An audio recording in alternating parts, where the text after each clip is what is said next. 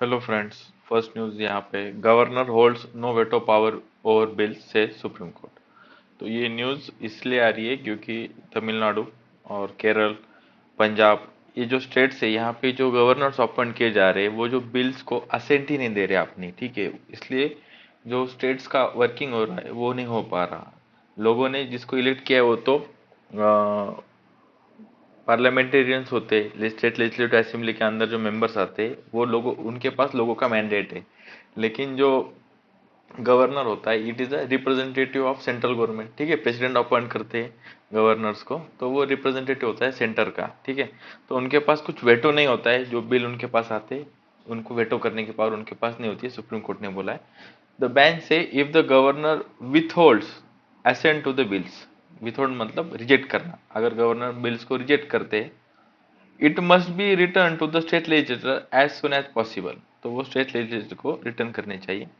If assembly री इनेक्ट्स, अगर उसी बिल को असेंबली फिर से पारित कर देती है, मतलब उसको पास करती है, as in case of Tamil Nadu, then the governor must give not, तो गवर्नर पे कंपल्सन होता है, उनको उसको असेंट देनी पड़ती है। सिंपल सी चीज बोली उन्होंने यहाँ पे।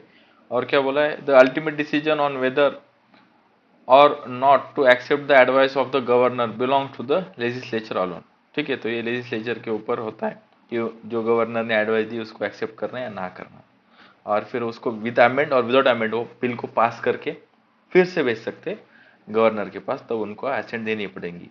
If the assembly retreats the bill with or without amendments, the governor has no choice or no discretion and has to give is assent, तो गवर्नर के पास खुद की कोई डिस्क्रिशनरी पावर नहीं होती और उनको उसको असेंट देनी पड़ती। सिंपल सी बात उन्होंने यहाँ पे ये बोली। तो यही इस इशू में, इस बाकी कुछ नहीं। इसके बाद यहाँ से चाइना से निकल के एक न्यूज़ आ रही है, तो इसका थोड़ा आप हिस्ट्री देखिए क्या है।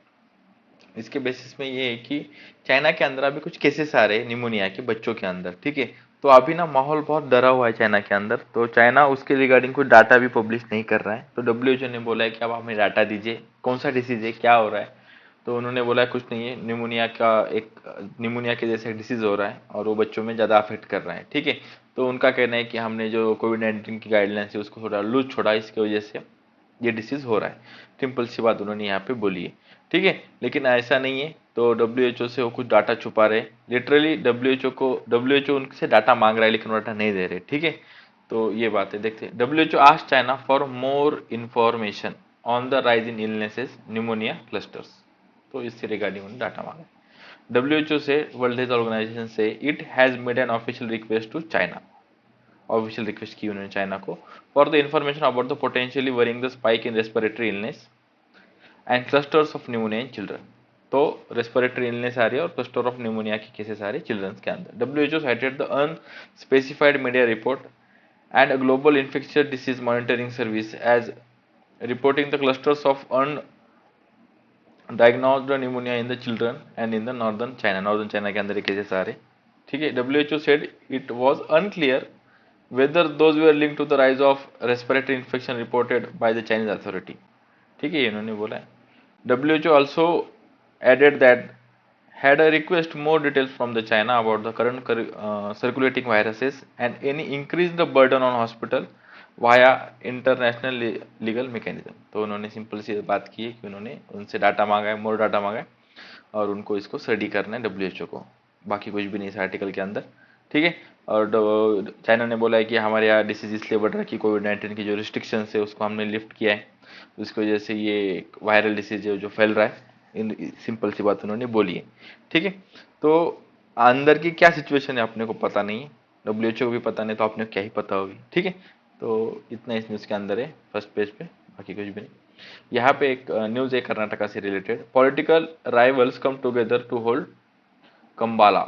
कंबाला क्या है, कंबाला ये जो देख रहे हो आप फोटो के अंदर, यही है Kambala. Kambala is a buffalo race, ठीक है। तो ये कर्नाटका की रेस है, इसको इतना याद रखिए एक वन लाइनर के जैसा, कि कंबाला क्या है, एक बफेलो रेस है और ये ट्रेडिशनल गेम है। जैसे कि तमिलनाडु का कौन सा गेम है आप कमेंट्स में बताइए, ठीक है, ओके। तो कंबाला कर्नाटक का गेम है और तमिलनाडु का भी एक गेम है जिसमें के अंदर बुल्स के साथ फाइट की जाती है, तो उसका नाम आप कमेंट्स में बताइए सर्च करके। उसके बाद यहाँ पे एक एडिटोरियल है, तो यहाँ पे ये बोला गया एडिटोरियल के अंदर, जो अभी इंडिया ने रिस्पॉन्ड किया है, जो इनके ऊपर जो एलिगेशंस लगाए कि आपके एजेंट्स फॉरेन सॉइल के ऊपर किस किस लोगों को मतलब सस्पेक्ट्स को मार रहे, उससे रिगार्डिंग उन्होंने यहाँ पे एक आर्टिकल आया है। ठीक है, आर्टिकल थोड़ा अच्छा है, उन्होंने एक पर्टिकुलर व्यू को ब्रॉडन किया है, देखेंगे अपन इसका बेसिस में क्या क्या है। तो इन्होंने बोला कि अभी अपन ने कनाडा के साथ जो वीज़ा है उसको उसको नॉर्मलाइज किया है। क्या हुआ था, जब खालिस्तानी लीडर हरदीप सिंह निज्जर जून के अंदर इसकी मौत हो गई थी कनाडा के अंदर। ठीक है, तो कनाडा के जो प्राइम मिनिस्टर है जस्टिन ट्रूडो, उन्होंने आरोप ये लगाया था कि इसको मारने में इंडिया के एजेंट्स का हाथ है, इंडिया ने फॉरेन सॉइल में आके उनके सिटीजन को मारा है। ठीक है, तो हरदीप सिंह एक खालिस्तानी सेपरेटिस्ट ग्रुप का एक मेंबर था और लीडर था वो, खालिस्तानी टाइगर फोर्सेस का, और उसको उन्होंने वहाँ पे जाके मारा है। तो इसकी वजह से कनाडा ने ऐसे एलिगेशंस लगाए इंडिया के ऊपर, और उस एलिगेशन को सपोर्ट करने में यूएसए भी आया। ठीक है, और जो फाइव आइज बोल के एक इंटेलिजेंस अलायंस है 5 कंट्री का, तो उन्होंने भी फिर एलिगेशंस लगाए और उन्होंने बोला कि जो आपके डिप्लोमेट्स है उनका कन्वर्सेशन हुआ है जो हमारे पास है मैसेजेस वगैरह, तो उसके बेसिस पे हम आपको बता रहे हैं कि ऐसी ऐसी बात हुई है। तो इंडिया के फॉरेन मिनिस्टर ने बोला कि ठीक है, आप हमें कुछ प्रूफ दीजिए तो उसके ऊपर हम आपको कोऑपरेट करेंगे। ठीक है, तो इसको इसके ऊपर घेरने की बात हुई इंडिया को, लेकिन तो उसके बाद से क्या किया इंडिया ने, कनाडा के साथ जो अपने रिलेशन थे उसको शट डाउन किया, मतलब we doesn't allow any visas, अपन ने वीजा सर्विसेज देनी बंद कर दी कैनेडियंस को इंडिया में आने को।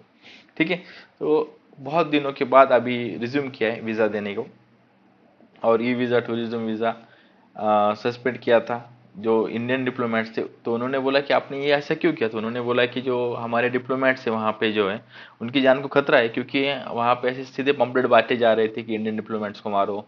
एक डे डिक्लेयर किया था उन्होंने, इस डे पे आप प्रोटेस्ट कीजिए, ये कीजिए, एम्बेसी के बाहर जाइए। तो उन्होंने वो अपना स्टाफ वहाँ से रिड्यूस कर लिया गया था इंडियन एम्बेसी का। ठीक है, तो इन सारी चीज़ों को मायने रखते हुए अभी रिस्टोरेशन ऑफ टाइज किए और नॉर्मल टाइज करने की ज़रूरत है, ये इन्होंने बोला है। ठीक है, और कनाडा ने भी अपने जो डिप्लोमेट्स थे इंडिया के अंदर उनको भी वापस बुला लिया था। तो ऐसा बोलते हैं कि इंडिया ने हकाल दिया था 41 डिप्लोमेट जो थे कनाडा की। ठीक है, लेकिन ऐसा नहीं है, तो अभी नॉर्मल ये किए गए रिलेशंस। तो अभी रिसेंटली ये तो होगी कनाडा की बात। ठीक है, यूएसए ने एक एलिगेशन लगाया इंडिया के ऊपर कि जो एक पन्नून बोल के एक सिक्स फॉर जस्टिस एक टेरर ऑर्गेनाइजेशन है जो बैंड है इंडिया के अंदर। तो ये यूएसए के अंदर एक बंदा है, उसका नाम है पन्नून, वो उसका चीफ है। तो उसने अभी ना एक जारी किए थे 19 नवंबर को, जो वर्ल्ड कप का मैच था, तब उन्होंने एक वीडियो जारी किया था। उन्होंने उसके अंदर बोला था कि हम ना एयर इंडिया के फ्लाइट्स को बॉम्ब करने वाले, इसलिए जो सिख लोग हैं, ठीक है, और भी जिनको अपनी जान पै रही है, वो फ्लाइट से फ्लाई ना करे उस दिन। ठीक है, तो अभी यूएसए का एलिगेशन इंडिया के ऊपर ये है कि अभी एक रिपोर्ट आई है और उन्होंने वहां पे क्लियरली ये बोला है कि India wants to shoot Pannu को शूट करने के लिए इंडिया रेडी था, लेकिन यूएसए ने उनको रोक दिया। यूएसए ने बोला है कि आप हमारे सवाल के ऊपर ऐसे आपके एजेंट्स लाके यहाँ पे शूट डाउन नहीं कर सकते उसको। ठीक है, ये एक थर्ड पार्टी रिपोर्ट है, मीडिया रिपोर्ट है, ये कोई गवर्नमेंट की रिपोर्ट नहीं है। तो अभी अगर आप देखोगे, अगर ये रिपोर्ट अगर सच होगी तो you will get the real face of USA. ठीक है, यूएसए आपने से 2+2 मीटिंग में अभी मीटिंग हुई इंडिया की 2+2 मतलब इंडिया के फॉरेन मिनिस्टर और डिफेंस मिनिस्टर उनके काउंटर पार्ट्स को, मतलब अमेरिका के फॉरेन मिनिस्टर और डिफेंस मिनिस्टर से बातचीत करते हैं। ठीक है, तो एक तरह we are having a very good trade relations with them, we are considering them as a friend, but on second hand they are supporting the separatist leaders in India। ठीक है, तो ये बात होती है। आकर लास्ट में तो जो सुपर पावर होती है वो अपनी लीगेसी बनाने के लिए, super power they never help, they work only in their national interest. ठीक है, तो ये पूरा एक खेल है, बाकी कुछ नहीं। एडिटोरियल के अंदर इतना इन्होंने घुमा फिरा के ये बोला है। ठीक है, उसके बाद यहाँ पे the number of people killed in Israel attack on the Gaza, 13,000 लोग मरे, ऐसे हेल्थ मिनिस्ट्री जो गाजा की उन्होंने डिक्लेयर किया है इस वॉर के अंदर। ठीक है, उसके बाद कॉन्फ्रेंस ऑफ पार्टी 28 की मीटिंग होने वाली है, तो उससे रिगार्डिंग उन्होंने कुछ पॉइंट दिए गए, जब होगी तब देखेंगे, लेकिन थोड़ा अभी देखेंगे क्या बोला इन्होंने। The UNFCC and the Paris agreement acknowledge the principle of differential difference responsibilities among the Nations concerning the climate change. तो पहले ही जो पेरिस एग्रीमेंट 2015 में हुआ था, वहाँ पे बोला था कि जो डेवलप कंट्रीज है और जो डेवलपिंग कंट्रीज है उनके अलग अलग रिस्पॉन्सिबिलिटीज है। ठीक है,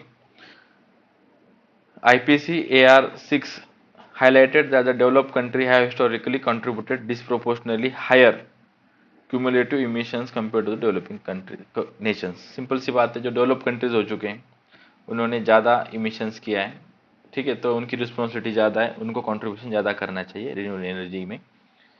और यहाँ पे एक बात भी की गई थी कि $100 बिलियन की एड दी जाएगी डेवलपिंग कंट्रीज को 2020 जब चालू होगा तब 2022 से, लेकिन अभी तक ऐसी कुछ एड दी नहीं है। तो वही उसी पे बात होगी जो यूएई के अंदर मीटिंग होगी, ठीक है। तब India despite having a lower per capita footprint compare to the developed nations faces challenges due to the depletion of a global carbon budget. तो इंडिया में क्लाइमेट चेंज का इफेक्ट गिरता है। The countries developing need poverty eradication efforts are hindered by the pressure to address the global environmental issue caused by primarily developed nations emissions। तो जो India के ऊपर जो प्रेशर आ रहा है कि क्लाइमेट चेंज हो रहा है, आप ज़्यादा कोल से इमिशन वगैरह ना कीजिए, तो इसकी वजह से जो पुअर लोग हैं वो उनकी ग्रोथ में हैम्पर हो रही है, क्योंकि जैसे ही आप रिन्यूएबल एनर्जी में शिफ्ट होते हैं तो आपका एनर्जी प्रोडक्शन का खर्चा बढ़ जाता है। सिंपल सी बात है, कोल से एनर्जी प्रोड्यूस करना कम कॉस्ट में आता है दूसरी तरीके से रिन्यूएबल विंड से वगैरह एनर्जी प्रोड्यूस करने से, ठीक है। तो ये जो उन्होंने गलती, मतलब उनकी वजह से जो कार्बन इमिशन ज़्यादा हुआ है, क्लाइमेट चेंज हुआ है, उसका इफेक्ट इंडिया को भुगतना पड़ रहा है। सिंपल सी बात है, developed country haven't met the promise financial commitments imparting the climate mitigation in the developing nations. तो पेरिस एग्रीमेंट 2015 के अंदर उन्होंने ये बोला था कि हम उनको, जो डेवलपिंग कंट्रीज है, उनको टेक्नोलॉजी देंगे, उनको फाइनेंशियल हेल्प देंगे टू शिफ्ट करने के लिए उनको रिन्यूएबल एनर्जी की तरफ, लेकिन वो अभी तक उन्होंने किया नहीं। India has taken proactive steps by establishing alliance like the International Solar Alliance, advocating the sustainable lifestyle to the initiative like life mission, ठीक है। इंडिया ने जो इंटरनेशनल सोलर अलायंस इस्टेब्लिश किया है और life mission, life style for the sustainable development, इसके ये जो मिशन लॉन्च किया है, ये दोनों से इंडिया ने प्रोएक्टिव स्टेप्स लिए, ठीक है, क्लाइमेट चेंज के रिगार्डिंग। तो इतना ही इसमें। उसके बाद मनरेगा का अंदर एक सोशल ऑडिट बोल के एक सिस्टम होता है। तो क्या होता है वो पहले समझिए। सोशल ऑडिट बेसिकली ये होता है कि अगर किसी ग्राम पंचायत के अंदर कुछ एक रोड बनाना है, ठीक है, वो रोड बना दिया, फिर उसको अप्रूव करना पड़ता है वहाँ के लोगों से, ठीक है। ग्राम सभा बैठते हैं और सबसे पूछा जाता है कि अरे भाई बताइए ये रोड बनाया आप क्या, तो सब वोटिंग करेंगे, हाँ हाँ बता, हाँ बनाया नहीं बनाया, ठीक है। तो ये सिंपल सा होता है सोशल ऑडिटिंग, ठीक है। तो अभी न्यूज़ क्या है, MNREGA audit process the 50% of the local bodies in just 6 states. तो ये ऑडिट सिर्फ 50% हुआ है लोकल बॉडीज के अंदर, और वो भी 6 स्टेट्स के अंदर ही हुआ है। क्या है न्यूज़ देखिए। Of the 34 states and union territories, only 6 have completed social audit of works done under the Mahatma Gandhi national rural employment guarantee scheme, ठीक है। तो जो सोशल ऑडिट है वो सिर्फ 6 लोगों ने, 6 राज्यों ने किया है, ये उन्होंने बोला है। इन मोर देन द 50% ऑफ gram panchayat and in Kerala the only state have covered 100% gram panchayat. Social audit सिर्फ केरला के अंदर कंप्लीट हुआ है, ठीक है, यहाँ पे केरला। तो सिर्फ सोशल ऑडिट कहाँ पे पूरा कंप्लीट हुआ है, केरला के अंदर। सोशल ऑडिट का मतलब क्या होता है, ग्राम सभा बैठेगी, दे विल सर्टिफाई, और उसके कुछ रूल्स होते हैं, उसके हिसाब से उनको क्वेश्चन पूछे जाते हैं और वो काम को सर्टिफाई करते हैं। सिंपल सी बात। The high rate of corruption is one of the primary complaints against the scheme, and social audit is inbuilt an anti corruption mechanism in the act, ठीक है। सोशल ऑडिट इसलिए बनाया था कि करप्शन ना हो, लेकिन अभी उसके अंदर हाई रेट ऑफ करप्शन है, इसीलिए सोशल ऑडिट ही नहीं कराया जा रहा है, ये इन्होंने यहाँ पे बोला है। This number are source from the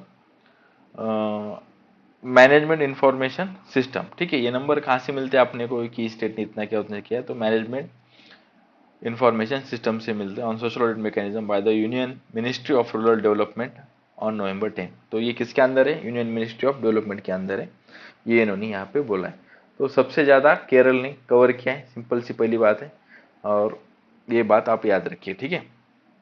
अभी इस एक्ट के अंदर सेक्शन 17 जो है, section 70 of Mahatma Gandhi rural development guarantee act says that the gram sabha shall monitor the execution of works. तो ग्राम सभा ने मॉनिटर करना चाहिए execution of work. Each state has a social audit units which are suppose to work independent of implementing authorities. तो ये जो implementing, जो project implement करते हैं उससे अलग होती है, ये बात इंपॉर्टेंट है, क्योंकि अगर वही होगे तो वहाँ पे बायसनेस आएगा, ठीक है। तो इसलिए वो एक अलग मैकेनिज्म एस्टेब्लिश किया जाता है, ठीक है। The auditing standards are laid down by the Control Auditor General were issued only in December 9 to 19 2016 2016 को इसमें उन्होंने स्टैंडर्ड्स दिए गए थे. स्टैंडर्ड्स के ऊपर सोशल ऑडिट होगा. ठीक है. Under this the every social audit unit is entitled to fund equivalent of 0.5% of the MNREGA expenditure incurred by the state in the previous year. तो जो सोशल ऑडिट के लिए 0.5% का बजट दिया जाता है पिछले साल के उनके काम के बेसिस पे. पिछले साल जितना काम हुआ उसका 0.5% सोशल ऑडिट के लिए इस साल के लिए बजट में दिया जाएगा, एलोकेट किया जाएगा. The audit involve the quality checks of infrastructure created under the मनरेगा and checking of financial misappropriation in the wages and procedure deviation. तो ये बहुत इंपॉर्टेंट पॉइंट, इसको याद रखिए. क्या क्या चेक करेगा? फाइनेंशियल मिसअप्रोप्रिएशन और इंफ्रास्ट्रक्चर की क्वालिटी, दो चीजें उन्होंने यहाँ पे चेक करनी.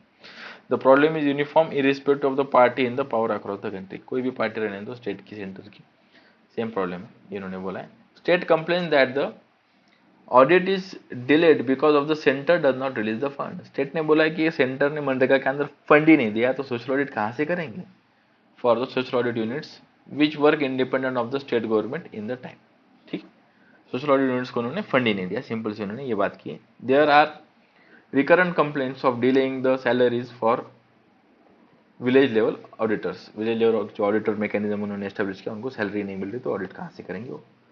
तो ये न्यूज़ इंपॉर्टेंट है क्योंकि मिनिस्ट्री का डाटा, ये मिनिस्ट्री ऑफ, ठीक है, रूरल डेवलपमेंट का ये डाटा है. तो उनका कौन सा मैकेनिज्म है? MIS.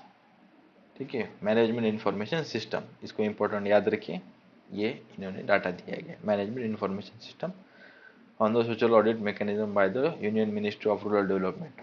ठीक है. उसके बाद यहाँ पे एक न्यूज है. WHO survey says the misuse of antibiotic undermined efficiency.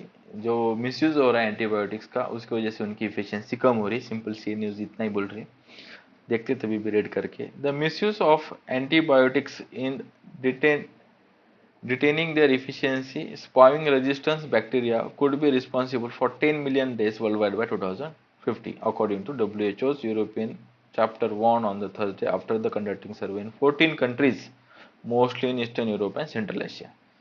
तो 2050 2015 आने तक ये 10 बिलियन मतलब 1 करोड़ लोगों की मौत हो सकती है अगर ये ऐसे ही मिसयूज होते रहा तो. ठीक है. Qatar says the 4-day Gaza ceasefire will begin today with aid to follow. तो कल के न्यूज़ में वी डिस्कस दैट कि सीज फायर एग्रीमेंट पे कंसेंसस बने और ये आज से चालू होंगे. ये कतर ने बोला है. कतर ने मेडिएट किए डील, और इसी टाइम के बीच में जो ह्यूमैनिटेरियन यूनाइटेड नेशंस की तरफ से जो ह्यूमैनिटेरियन एड है वो भी उनको दी जाएगी. ठीक है, ये इन्होंने यहाँ पे बोला है, बाकी कुछ भी नहीं उसके अंदर. Anti Islam populist Geert Wilders win the Dutch poll. Netherlands के अंदर इलेक्शंस हुए. ठीक है, और वहां पे जो इलेक्ट होके आए वो एंटी इस्लामिस्ट है. ठीक है, ये न्यूज है, बाकी कुछ भी नहीं इसके अंदर. देखते हैं. The parties election programme includes call for vote on the Netherland leaving European Union. तो इनके एजेंडा में उन्होंने बोला था कि हम यूरोपियन यूनियन से बाहर आएंगे. Halt to accept the asylum seeker and migrant pushback at the Dutch borders. और उन्होंने बोला था जो किसी को असाइलम चाहिए बॉर्डर के अंदर जो आना है तो हम उसको रोक देंगे. We will not allow anyone to enter into our borders. Migrants हम नहीं लेंगे. He said to be the next prime minister. ठीक है, तो ये एंटी इस्लाम, सिंपल सी बात है, एंटी इस्लामिक है. और उन्होंने प्रोग्राम के इलेक्शन के वक्त ही बोला था कि हम यूरोपियन यूनियन से बाहर निकलने के लिए वोट करेंगे, रेफरेंडम लेंगे, सिंपल सी बात. ठीक है, और इतने इस न्यूज़ के अंदर निकल के आ रहा है. ठीक है. Mister Wilders's election programme includes a call for referendum on the Netherland leaving the European Union. Referendum का मतलब क्या होता है?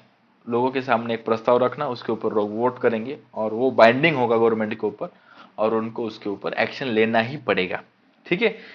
तो ये उन्होंने बोला है कि हम एक रेफरेंडम करवाएंगे यूरोपियन यूनियन से निकलने के लिए. ठीक है. A total halt to the accepting the asylum seeker and migrants push back at the Dutch borders. और वो रोक देंगे जिनको जिनको माइग्रेंट मतलब जिनको जिनको नेदरलैंड के अंदर आना है उनको वो असाइलम स्टेटस नहीं देंगे, ठीक है, ये उन्होंने बोला।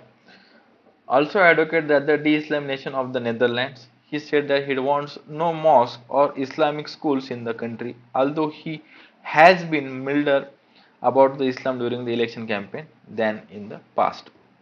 तो सिंपल सी बात है, इन्होंने ये बोला है कि भाई कोई मॉस्क मस्जिद नहीं होगी, कोई इस्लामिक स्कूल नहीं बैठाएंगे हम यहाँ पे, और बहुत सारी बातें इन्होंने बोला है कि वो हिजाब पहनने में अलाउ नहीं करेंगे वगैरह, ठीक है।